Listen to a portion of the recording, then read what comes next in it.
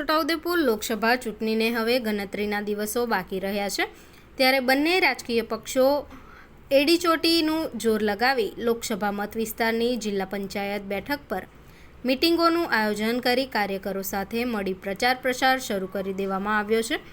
ત્યારે બોડેલી તાલુકાના ઊંચાપાન ખાતે કોંગ્રેસ પાર્ટી અને આમ આદમી પાર્ટીની સંયુક્ત બેઠક મળી હતી. ઇન્ડિયા ગઠબંધનના ઉમેદવાર સુખરામ રાઠવાનું કાર્યકરો દ્વારા સ્વાગત કરવામાં આવ્યું હતું. આ પ્રસંગે જિલ્લા પ્રમુખ ધીરેન તિવારી, કાર્યકારી પ્રમુખ જગાભાઈ રાઠવા, પ્રોફેસર અર્જુન રાઠવા, છોટાઉદેપુર તાલુકા પ્રમુખ સોમાભાઈ રાઠવા, બોડેલી તાલુકા પ્રમુખ નટુભાઈ રાઠવા સહિત મોટી સંખ્યામાં કાર્યકરો ઉપસ્થિત રહી ચૂંટણીલક્ષી ચર્ચા કરી હતી. મળેલ બેઠકમાં પ્રોફેસર અર્જુન રાઠવા સરકાર પર આકરા પ્રહારો કર્યા હતા. એ પાછળની બધી ચૂંટણીઓ કરતા અલગ છે. પાછળની બધી ચૂંટણીઓ પાર્ટીઓ લડતી હતી. કોંગ્રેસની સામે ભાજપ, આમ આદમી પાર્ટી, અલગ અલગ પાર્ટીઓ.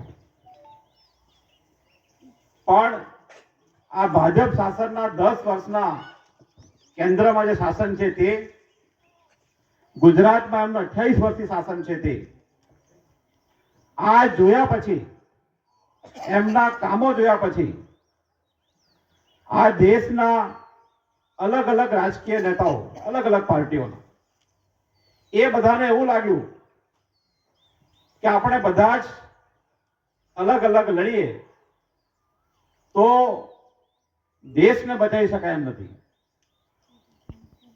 એટલે ગઠબંધન થયું. કયું ગઠબંધન? બધાને ખબર છે. ઇન્ડિયા ગઠબંધન, ઇન્ડિયા અલાયન્સ. આ દેશમાં 29 પાર્ટીઓ, કોંગ્રેસ પાર્ટી, આમ આદમી પાર્ટી, સમાજવાદી પાર્ટી, અલગ અલગ પાર્ટી, એનસીપી, એવી 29 પાર્ટીઓ અત્યારે ભેગી થઈ છે. અને ભેગા થઈને એવું નક્કી કર્યું કે આ ચૂંટણી પાર્ટીઓની ચૂંટણી નથી, આ ચૂંટણી દેશની ચૂંટણી છે. આ ચૂંટણી દેશને બચાવવાની ચૂંટણી છે. આ ચૂંટણી આ દેશનું જે બંધારણ છે, જેનાથી આપણને હક મળે છે, જે બંધારણના કારણે આપણી પાસે સુખરામભાઈ સાહેબ ઉમેદવાર છે, એ બંધારણ છે. એટલા માટે તાલુકા પંચાયત પ્રમુખ છે, તો એ બંધારણ ખતરામાં છે. એટલે બધાને એમ થયું કે આપણે બધા ભેગા થઈએ અને આ 10 વર્ષની જે તાનાશાહી સરકાર છે, એવી સરકાર છે જે લોકોની ચિંતા નથી કરતી, મોટા મોટા ઉદ્યોગપતિઓની ચિંતા કરે. આપણા જે રૂપિયા છે, આપણા જે વેરાના રૂપિયા છે, આપણા માટેના જે રૂપિયા છે, એ રૂપિયા આપણા માટે નહીં, ઉદ્યોગપતિઓ માટે વાપરે.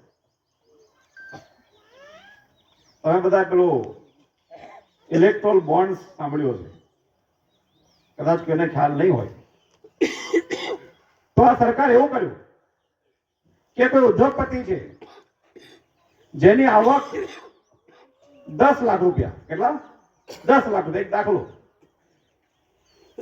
તો એ 10 લાખ રૂપિયા જેની વર્ષની આવક છે ઉદ્યોગપતિને, એમણે સરકારના પૈસા કોઈ પણ બાને યોજનાના નામે, કારખાના નામે 10, 15, 20 કરોડ એને ફાયદો કરાયો. અને એ 15 કરોડ માંથી એને કીધું કે 10 કરોડ તમે ભાજપને પાછા આપી દો.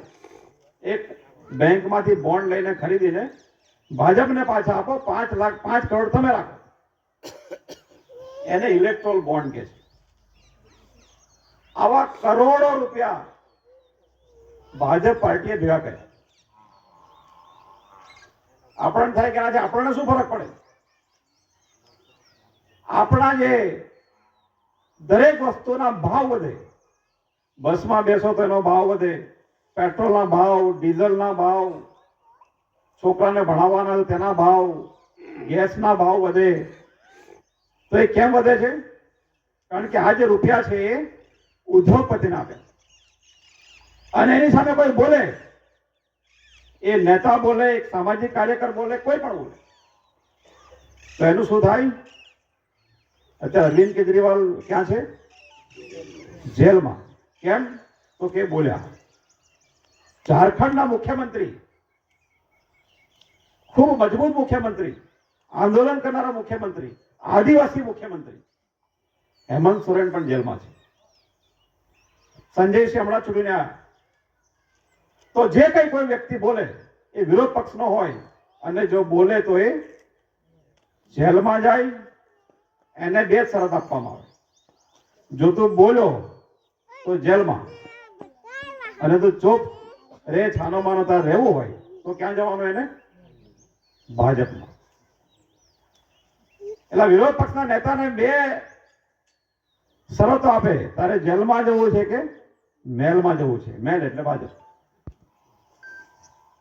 આપણો આદિવાસી સમાજ હોય, પટેલ સમાજ હોય, વણિક સમાજ હોય, અનુસૂચિત જાતિ સમાજ હોય, સમાજ એ સમાજ છે.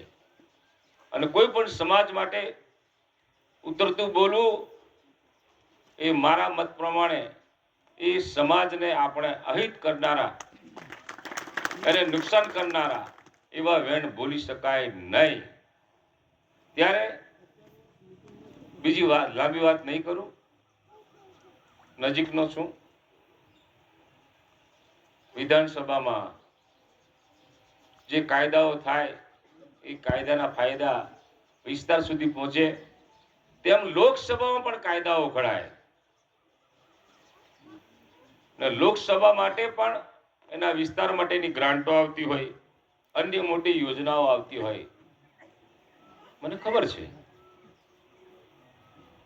ભારતીય સંવિધાનના કલમ નંબર 275(1) બરાબર છે, 275(1) હેઠળ દિલ્હીથી ગ્રાન્ટો આવતી હોય છે રસ્તા માટે, પાણી માટે, અન્ય સગવડતા માટે.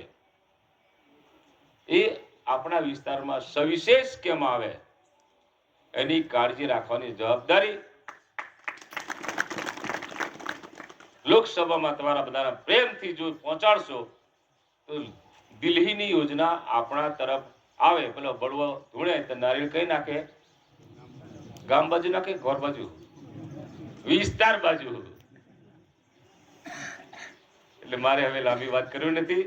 તમારા ઉપર મને પાક્કો ભરોસો છે અને એ ભરોસાને તમે ખરા उतरशो એ વાત સાથે મારી વાત. दर्शक मित्रों, अभी तक आपने पिठोरा समाचार यूट्यूब चैनल सब्सक्राइब नहीं की है तो कृपया सब्सक्राइब करें ताकि देश व दुनिया की हर खबर आपको मिलती रहे. धन्यवाद.